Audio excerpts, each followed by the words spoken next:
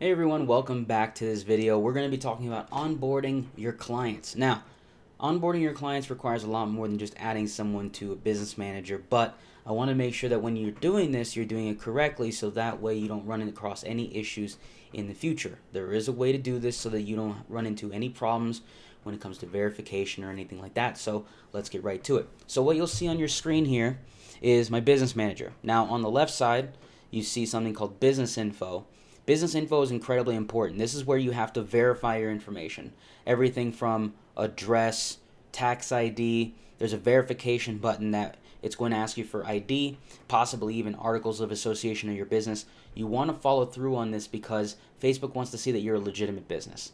They're also going to ask you to tie it to a fan page, label the business manager as your business name, and then also turn on two-factor authentication.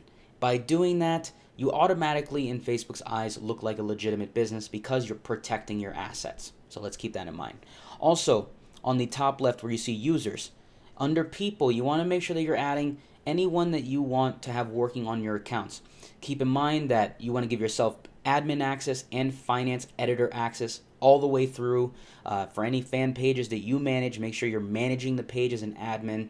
But for anyone who's in your business working with you, make sure that they have there's at least one more admin that's given access, but maybe not finance permission. Not everyone needs to have finance permission. Basically, that means that they can add or remove credit cards from your account.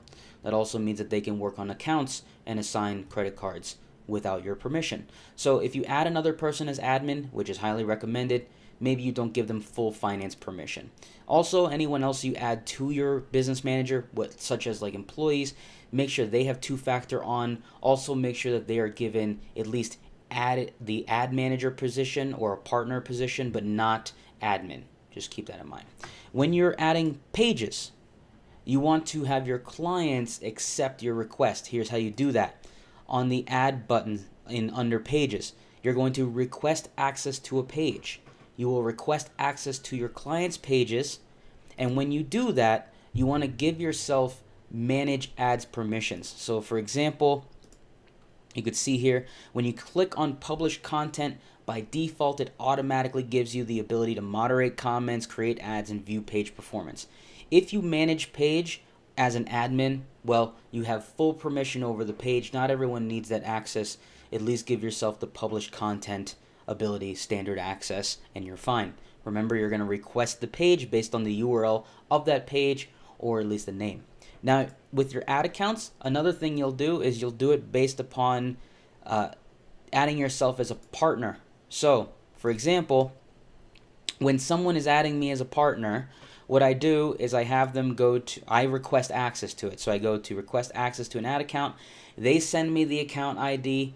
I plug it in, and then I give myself managing ad permissions. Once again, not admin. Only reason you'd need to be an admin of an account is if your client wanted to give you full permission to edit their payment methods, or maybe you wanted to have full permission through Facebook support or anything like that to make decisions on behalf of the account. But basically what you're doing is you're requesting access to things. By doing this, it shows Facebook that you are managing an account as a partner. Not necessarily it's your page or that your business manager owns the page or account.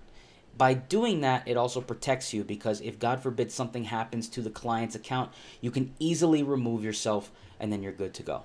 So when you're onboarding your clients, you're requesting a page, you're requesting the account, you're not admin, you're just requesting it. You're having all the permissions you need up to being an admin, and then you give your client the ability to do the rest, which is the payment method, and then anytime there needs to be some sort of support, you would do it on their behalf, or in some cases, you would do it with them so that way everything is done correctly. Confirm your business info, verify all the information, get that nice green check that says verified in your business manager, attach a fan page, and you're good to go. And that is how you onboard a client on Facebook.